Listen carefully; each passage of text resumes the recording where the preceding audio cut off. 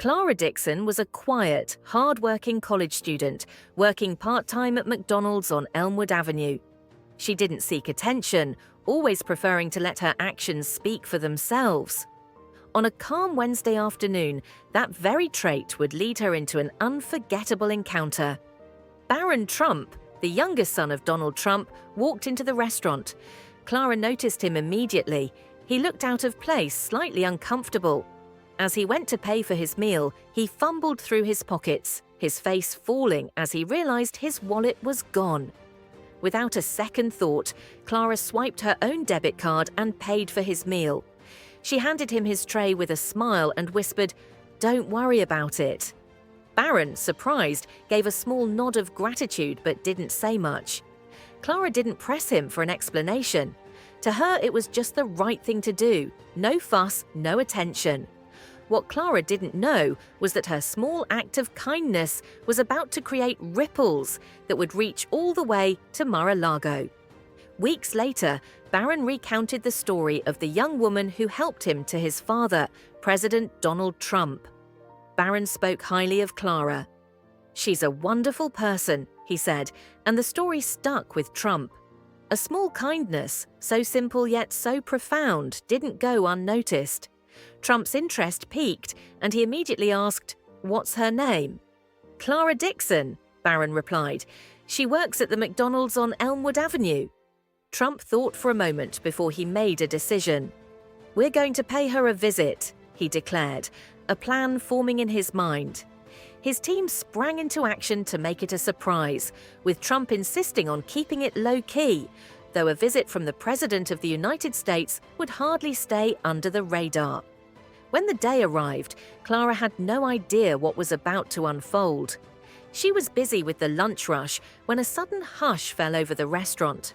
She looked up, confused, only to freeze in shock.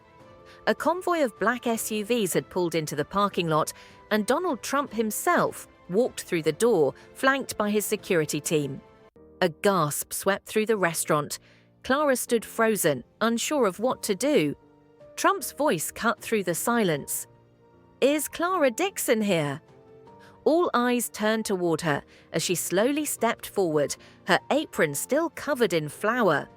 "That's me," she said, her voice steady despite the whirlwind of emotions building inside her. Trump smiled warmly and extended his hand. "Clara, I've heard a lot about you from my son, Barron. You did something truly remarkable that day, and we're here to thank you." Barron stepped forward shyly, a smile on his face. "I never forgot what you did for me. Thank you." Clara's cheeks turned bright red. She stammered, "It was nothing, really, just helping out." Trump shook his head, his voice firm. "It wasn't nothing," he said. He turned to one of his aides, who handed Clara a sleek envelope. "This is for you," Trump said.